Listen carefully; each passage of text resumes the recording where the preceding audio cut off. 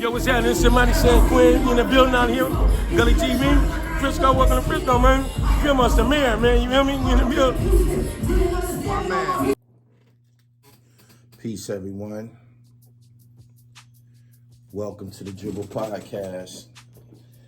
This is season 2, episode 18. I appreciate everybody for tuning in. I've been a little bit more focused on maintaining the flow of, fresh episodes over here on the Dribble podcast. So I hope y'all enjoyed my last episode, Haitian Jack and Jimmy Henchman. And the one before that with Cool C and Steady B. I got on here tonight solo because I wanted to speak about something and I felt that it would go farther if I did it on the podcast.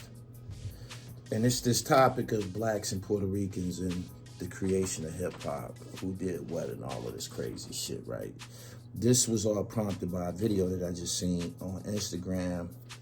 It was a brother, black man, said he was from South Carolina, but he grew up in the Bronx, I guess. And he's a B-boy. He said he's a B-boy. And he was saying that Puerto Ricans had nothing to do with hip-hop. He said in the 70s they weren't even with us, or they wasn't even around, or something of that nature. And I thought it was an ignorant statement. I thought the video was ill-advised, and I didn't understand his motive, but I felt that it couldn't be any further from the truth. I felt that everything that he said was some bullshit.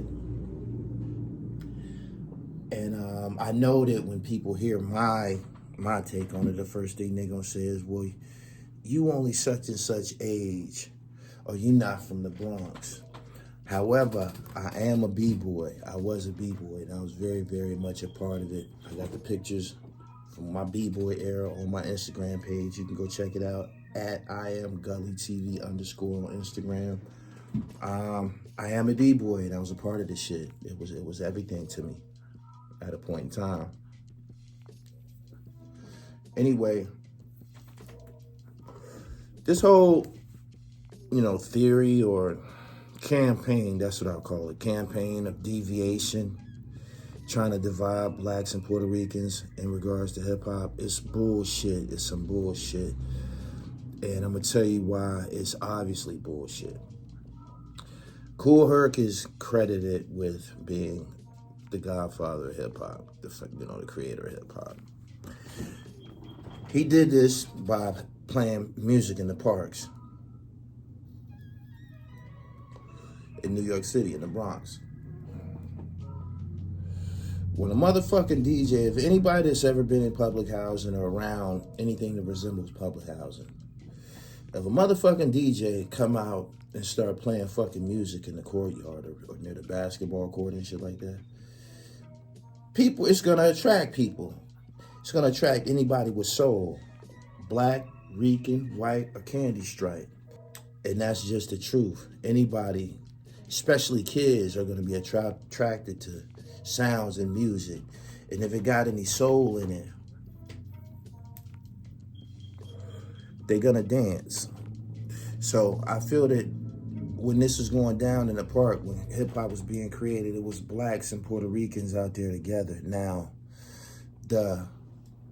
in regards to the DJing element and shit like that, the breakbeat shit and all of that like that, I believe, according to history, we know who was responsible for that, and they were black men.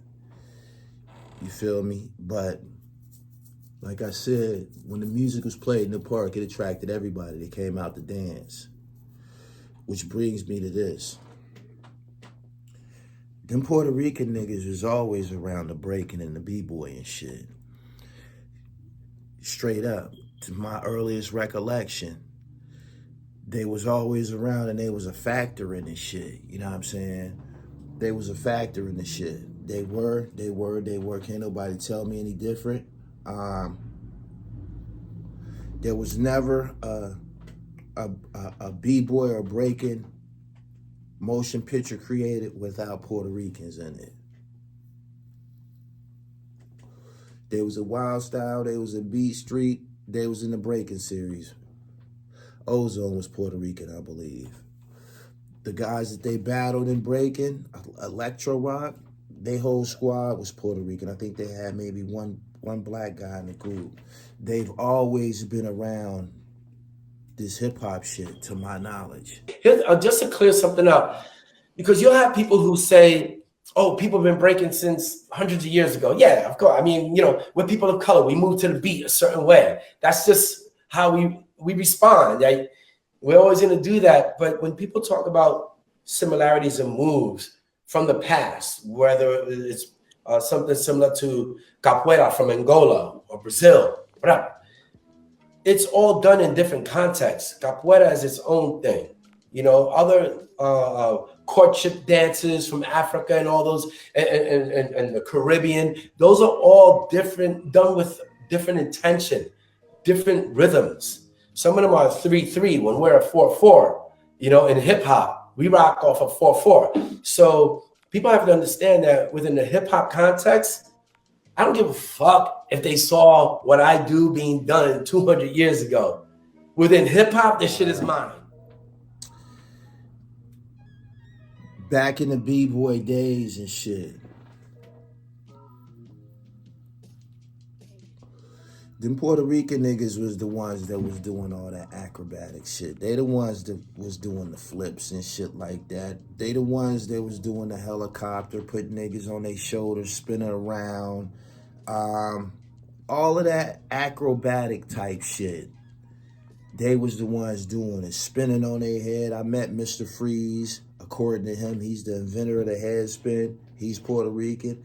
I seriously doubt that he was the first man in history to get on top, to try to get on his head and spin around. I find that hard to believe that he's the first person that tried that.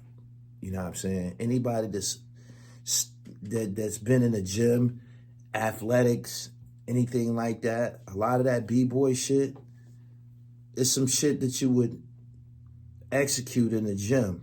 You know what I'm saying? The Puerto Ricans was always knee-deep in the B-boy shit. And my case in point is the fact that they still doing this shit. Niggas ain't breaking no more. You know what I'm saying? Niggas ain't breaking no more. And this all couldn't have been invented in one isolated incident in the Bronx, because they was on the West Coast pop locking. That's what Rewind, Fred Berry, that's what he was doing, pop locking and shit. They was out there doing that, and it was Rican niggas pop locking and shit. It was Rican niggas out there wearing them tuxedos, because they used to have these outfits and shit on. You feel me? And it was blacks and Puerto Ricans. It was right there in front of me. It was right there in front of everybody and shit. I don't understand the deviation campaign. I'm going to tell you what I feel that it is.